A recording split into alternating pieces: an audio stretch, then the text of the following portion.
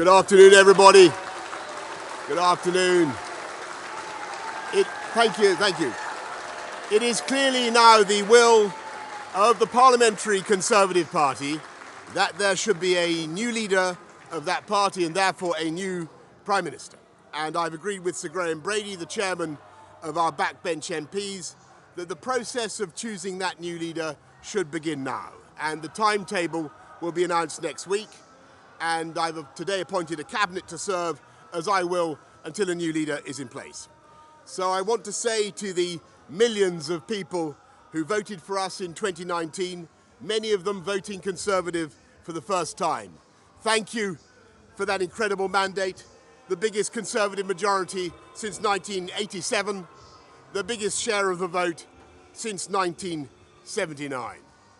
And the reason I have fought so hard in the last few days to continue to deliver that mandate in person was not just because I wanted to do so, but because I felt it was my job, my duty, my obligation to you to continue to do what we promised in 2019.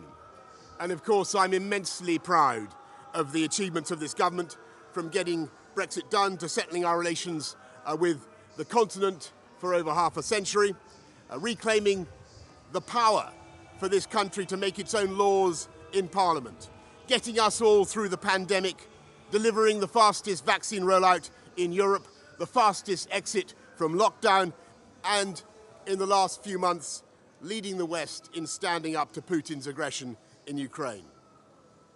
And let me say now to the people of Ukraine that I know that we in the UK will continue to back your fight for freedom for as long as it takes.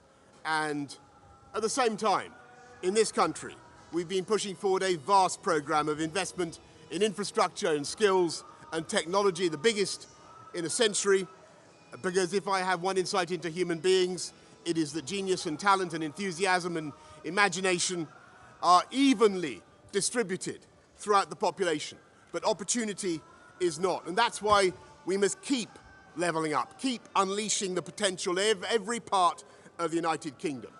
And if we can do that in this country, we will be the most prosperous in Europe. And in the last few days, I've tried to persuade my colleagues that it would be eccentric to change governments when we're delivering so much, and when we have such a vast mandate, and when we're actually only a handful of points behind in the polls, even in mid-term after quite a few months of pretty relentless sledging, and when the economic scene is so difficult domestically and internationally. And I regret not to have been successful in those arguments, and of course it's painful not to be able to see through so many ideas and projects myself. But as we've seen at Westminster, the herd instinct is powerful. When the herd moves, it moves. And my friends, in politics, no one is remotely indispensable. And our brilliant and Darwinian system will produce another leader equally committed to taking this country forward through tough times, not just helping families to get through it, but changing and improving the way we do things, cutting burdens on businesses and families, and yes, cutting taxes, because that is the way to generate the growth and the income we need to pay for great public services. And to that new leader, I say, whoever he or she may be, I say I will give you as much support as I can. And to you, the British public, I know that there will be many people who are relieved, and perhaps quite a few who will also be disappointed. And I want you to know how sad I am to be giving up the best job in the world. But them's the breaks. I want to thank Carrie and our children and all the members of my family who have had to put up with so much for so long. I want to thank the peerless British civil service for all the help and support that you have given our police, our emergency services, and of course our fantastic NHS, who at critical moment helped to extend my own period in office, as well as our armed services and our agencies that are so admired around the world, and our indefatigable Conservative Party members and supporters, whose selfless campaigning makes our democracy possible. I want to thank the wonderful staff here at Chequers, here at number 10, and of course at Chequers, and our fantastic prop force detectives, the one group, by the way, who never leak.